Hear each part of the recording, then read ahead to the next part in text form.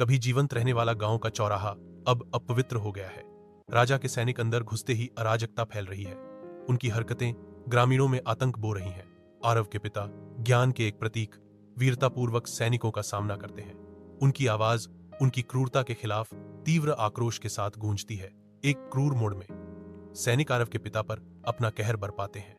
बेरहमी से उसे एआरवी की भयावह आंखों के सामने अधीनता में पीटते हैं। आरव अपने पिता को गिरते हुए देखता है। उसके भीतर राजा के लिए एक गहरा द्वेष भड़क उठता है, जो प्रतिशोध के एक आसन्न तूफान के लिए मंच तैयार करता है। मंद रोशनी वाले कमरे में आरव अपनी शोकग्रस्त मां के बगल में बैठा है।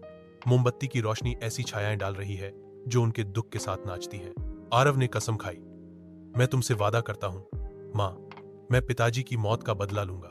दृढ़ संकल्प से भरी हुई आवाज में वह घोषणा करता है, मैं इस राज्य को राजा के अत्याचार से मुक्त कर दूंगा।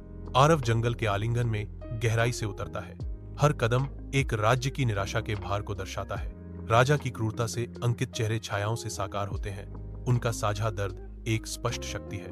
अपनी दुर्दशा से एकजुट होकर वे राजा के खिलाफ विद्रोह पर चर्चा करना शुरू करते हैं। राव अपनी तेज बुद्धि और अटूट साहस के साथ स्वाभाविक रूप से उनके नेता के रूप में उभरता है।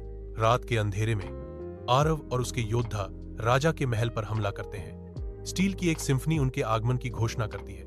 आरव राजा का सामना करता है। उसकी आंखें अवज्ञा से चमक रही हैं। उनके बीच एक भयंकर युद्ध होता है। आरव अपनी चालाकी और बहादुरी से राजा को हरा देता है। आरव गांव के चौक में प्रवेश करता है।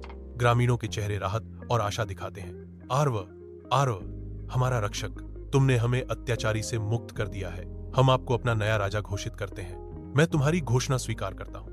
मैं हमेशा अपनी प्रजा की रक्षा करने और सभी को न्याय दिलाने का वादा करता हूं।